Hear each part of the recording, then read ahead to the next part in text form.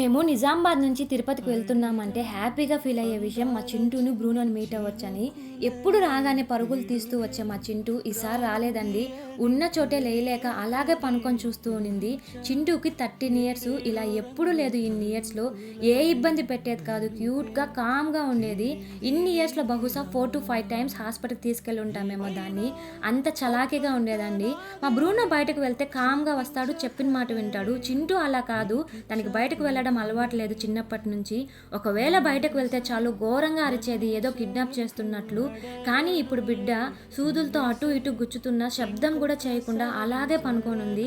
హాస్పిటల్స్లో ఏమో ఏజ్ అయిపోయింది, అలాగే ఉంటుంది అంటున్నారు. అసలు మెడిసిన్ కూడా సజెస్ట్ చేయడం లేదు, దాని బాడీ రెస్పాండ్ అవ్వడం లేదనేసి. ఇది నొప్పి నాకు చాలా కష్టంగా ఉంది అని మనలాగా చెప్పలేవు కదండి. వాటిని ఇలా చూస్తుంటే చాలా భరించలేని బాధ. బిడ్డకి ఏమవ్వద్దు, మళ్ళీ మామూలు అయిపోవాలని మీరు కూడా బ్లెస్ చేయండి ప్లీజ్.